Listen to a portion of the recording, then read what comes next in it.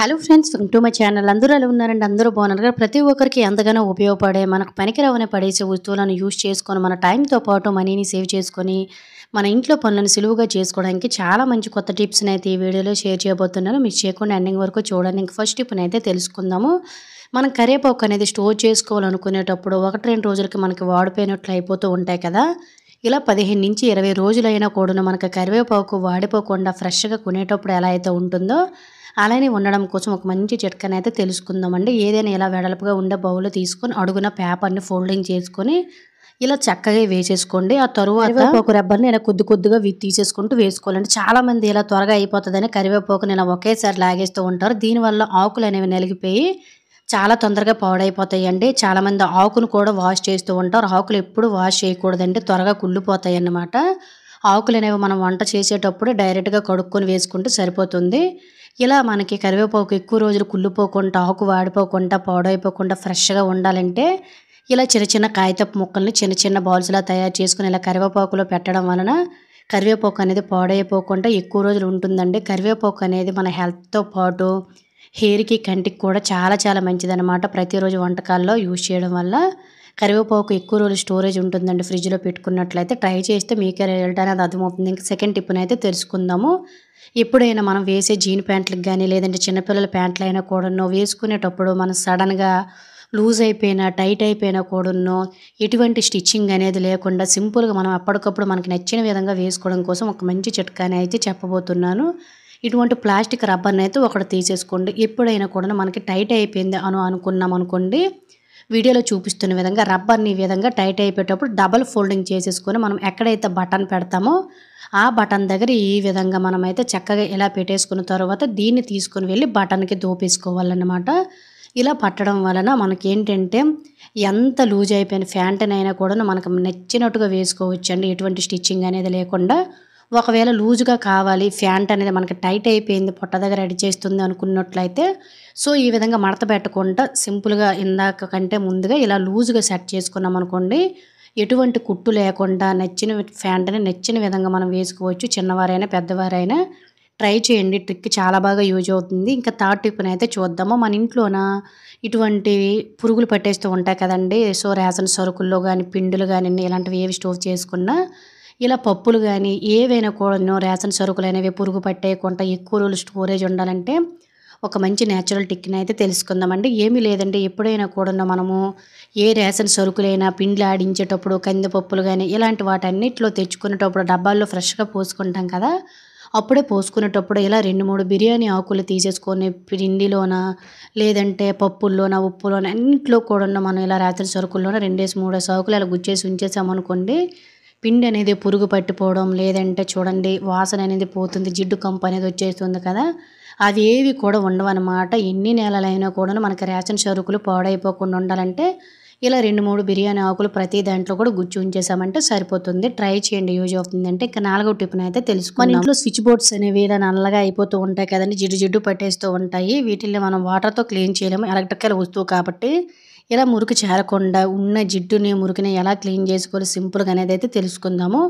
Paste అనేది మనం పళ్ళు తోముకునేది ఇంట్లోనే ఖచ్చితంగా ఉంటూనే ఉంటుంది కదండి. దీన్ని జస్ట్ కొంచెం అంటే కొంచెం తీసేసుకొని ఇలా బోర్డుకి మనము వారం 15 రోజులకు ఒక్కసారి అప్లై చేసేసుకొని చక్కగా ఒక కాటన్ క్లాత్తో కానీ లేదంటే కాటన్ గుడ్డతో కానీ ఇలా నొక్కుబెట్టి తుడిచేసాము అనుకోండి, చాలా మంచి షైనింగ్ అయితే ఉంటుందండి. అలాగే మురికి జిడ్డు లాంటిది కూడా పోతుంది అనమాట. జాగ్రత్తగా హోల్స్లోకి చెయ్యి అనేది పోకుండా అలా నీట్గా క్లీన్ చేసుకుంటే సరిపోతుంది, ఎలక్ట్రికల్ వస్తువు కాబట్టి. అలాగే ఫ్రెండ్స్, ఇంకొక చిన్న రిక్వెస్ట్ అండి, వీడియో కనుక మీకు నచ్చినట్లయితే ప్లీజ్ ఒక లైక్ చేసి ఇటువంటి యూజ్ఫుల్ టిప్స్ని మీ ఫ్రెండ్స్ అండ్ ఫ్యామిలీకి షేర్ చేయండి. అలాగే ఇంకా మీరు ఎవరైనా మన ఛానల్ సబ్స్క్రైబ్ చేసుకోలేకపోతే ప్లీజ్ సబ్స్క్రైబ్ చేసుకోండి. సో బోర్డు అయితే చూసారు కదా, ఎంత నీట్గా మంచి షైనింగ్గా ఉంది, చాలా మురికి కూడా పోయింది. ట్రై చేయండి, యూజ్ అవుతుందంటే. ఇంకా 5వ టిప్ని అయితే తెలుసుకుందాము. మనకి ఇంట్లోనే ఇటువంటి వాటర్ బాటిల్స్ అనేవి ఏదో ఒక రకంగా వాడేసి పడేస్తూనే ఉంటాం కదండి. సో వీటి వల్ల కూడా మనకి చాలా చాలా యూజెస్ అయితే ఉంటాయండి, నెంబర్ ఆఫ్ యూజెస్ అయితే ఉంటాయి. ఇప్పుడు ఈ చిట్కాలో అయితే మనం ఇటువంటి వాటర్ బాటిల్స్ ఉంటే పడేయకుండా ఎలా యూజ్ చేసుకోవాలో తెలుసుకుందాం. నేనైతే వాటర్ బాటిల్ వీడియోలో చూపిస్తున్న విధంగా పైన భాగం, కింద భాగాన్నయితే కట్ చేస్తున్నానండి. అలాగే తడి అనేది ఏది ఉన్నా కూడా లేకుండా ఇలా ఒక కాటన్ క్లాత్‌తో లోన వైపు క్లీన్ చేసుకున్నామనుకోండి, మనం ఏవైనా స్టోర్ చేసుకోవడానికి చాలా బాగా యూజ్ అవుతుందండి. ఇలా వేస్ట్ అనుకుని పడేసే వాటర్ బాటిల్స్‌లో మనం క్యారెట్‌లు గానియండి, లేదంటే కరివేపాకు, కొత్తిమీర ఇలా వెజిటబుల్స్ అన్నీ కూడా మనం చక్కగా స్టోర్ చేసుకోవచ్చు. చాలా చాలా బాగా అయితే మనకి ఎక్కువ రోజులు ఇటువంటి వెజిటబుల్స్ అనేవి కుళ్ళిపోకుండా, పాడైపోకుండా చాలా ఎక్కువ రోజులు ఉంటాయండి. చూసారు కదా! ఇలా పైన క్యాప్ అనేది పెట్టేసుకున్నామంటే చక్కగా ఫ్రిడ్జ్‌లో పెట్టుకున్నామనుకోండి, క్యారెట్ మనకి 20-25 రోజుల వరకు కూడా పాడైపోకుండా, కుళ్ళిపోకుండా చాలా ఫ్రెష్‌గా ఉంటాయి. ఇవే కాకుండా వెల్లుల్లిపాయలు లాంటివి కూడా మనం స్టోర్ చేసుకుంటే ఎక్కువ రోజులు నిలవ ఉంటాయి. దీనివల్ల మన శ్రమతో పాటు మనీ కూడా సేవ్ అవుతుంది. ట్రై చేయండి ఒకసారి ఈ చిన్న ట్రిక్‌ని. ఇంకా ఆరో టిప్పునైతే తెలుసుకుందాం. మనం కొబ్బరికాయ అనేది వాడేసిన తర్వాత అంటే కొబ్బరి వాడేసి కొబ్బరి చిప్పలు ఎందుకు పనికిరాదని పడేస్తూ ఉంటాం. కొబ్బరికాయతో పాటు కొబ్బరి చిప్పల వల్ల కూడా మనకి చాలా చాలా యూజెస్ అయితే ఉంటాయండి. సో, నేను ఇదైతే చట్నీ కోసం కొబ్బరికాయ కొట్టేసి ఆ చిప్పలు పక్కన పడేయకుండా ఇలా పక్కన పెడుతూ ఉంటానండి. ఏదో ఒక రకంగా యూజ్ చేసుకోవడానికి.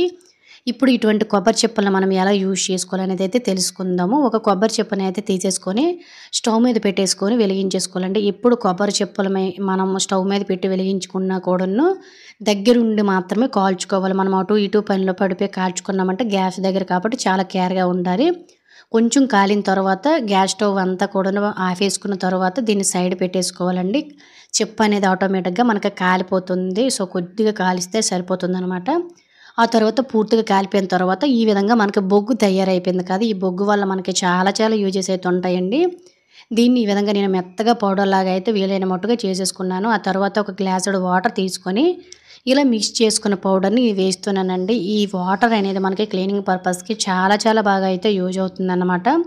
కొంచెం వాటర్‌ని కూడా మిక్స్ చేసుకున్న తర్వాత ఇందులోనే 1 టీ స్పూన్ వరకు కూడా సాల్ట్‌ని అయితే వేస్తున్నాను. మనం వంటకు యూజ్ చేసేదండి. సో, స్పెసిఫిక్‌గా నేనేమి వేయలేదు. ఆ తర్వాత ఒక 2, 3 స్పూన్ల వరకు కూడా వెనిగర్‌ని అయితే వేస్తున్నాను. వెనిగర్ అనేది మనకి బ్యాక్టీరియా ఫార్మ్ అవ్వకుండా చాలా బాగా యూజ్ అవుతుంది. ఆ తరువాత కొంచెం ఏదైనా మీకు నచ్చిన షాంపూని అయితే వేసుకొని, ఆ తరువాత కొంచెం డెటాల్ అయితే వేసుకోండి. ఇలా తయారు చేసుకున్న వాటర్ తోటి మనమైతే చక్కగా మన బాత్రూమ్‌ని క్లీన్ చేసుకోవచ్చు. సింక్ క్లీన్ చేసుకోవచ్చండి. ఎక్కడైనా కూడాను మనకి మురికిగా ఉన్న ప్లేసుల్లో కూడా క్లీన్ చేసుకోవడానికి చాలా చాలా బాగా అయితే యూజ్ అవుతుంది. వాటర్‌లో కొంచెం డెటాల్ కూడా వేశాను. ఆ తర్వాత ఈ విధంగా మనకి బొగ్గు అనేది పైకి తేలిపోవాలి కాబట్టి సో, కొంచెం స్ట్రెయిన్ చేసేసి ఈ వాటర్‌ని మనం ఎన్ని రోజులైనా కూడాను నిల్వ చేసుకోవచ్చండి. అస్సలు పాడైపోదు. వాటర్ బాటిల్‌లో గాని, స్ప్రే బాటిల్‌లో గాని వేసేసుకొని ఇలా మనము 2 రోజులకు ఒకసారి లేదంటే వారానికి ఒక్కసారైనా కూడాను మన బాత్రూమ్ పాటి, బాత్రూమ్‌ని అంతటిని కూడాను నీట్‌గా క్లీన్ చేసుకోవచ్చు. సాల్టు, వెనిగర్ ఇలాంటివన్నీ కూడా వేయడం వల్ల బాత్రూమ్ అనేది చాలా చాలా నీట్‌గా బ్యాడ్ స్మెల్ రాకుండా కొత్తగా ఉంటుందండి. చాలామందికి హార్పిక్ పడదు. హార్పిక్‌లో చాలా చాలా కెమికల్స్ అయితే ఉంటాయి. కొంతమంది హార్పిక్ వేయగానే కాళ్ళు, చేతులు పొక్కులొచ్చేస్తూ ఉంటాయి కాబట్టి ఇలా ఎవరికైతే హార్పిక్ అనేది ఇష్టం ఉండదో ఇటువంటి కెమికల్స్ లేకుండా సింపుల్‌గా మన బాత్రూమ్‌ని కొత్త దానిలాగా మెరిసేటట్టు చేసుకోవచ్చు. సో, నేను బాత్రూమ్ పార్టీనైతే క్లీన్ చేసేసానండి. అలాగే కిందన కూడా మనము చక్కగా ఇలా క్లీన్ చేసుకున్నామనుకోండి బాత్రూమ్ అనేది బ్యాడ్ స్మెల్ రాదు. మీరు ఒక్కసారి ఇలా ఒకసారి కడిగి చూడండి. బాత్రూమ్ అనేది ఎంత మంచి షైనింగ్ వస్తుందో. మనం అన్నీ కలిపామండి ఇందులోని వెనిగర్ అన్నీ కూడాను. సో, మనకి బ్యాక్టీరియా ఫార్మ్ అవ్వదు. బ్యాడ్ స్మెల్ రాదు. జంగు లాంటిది, మురుకు లాంటిది అంతా కూడా పోతుంది. బాత్రూమ్ కొత్త దానిలాగా మెరుస్తుందనమాట. సో, ఈ విధంగా ఫ్లోర్‌ని కూడా నేనైతే క్లీన్ చేసేసుకున్నానండి.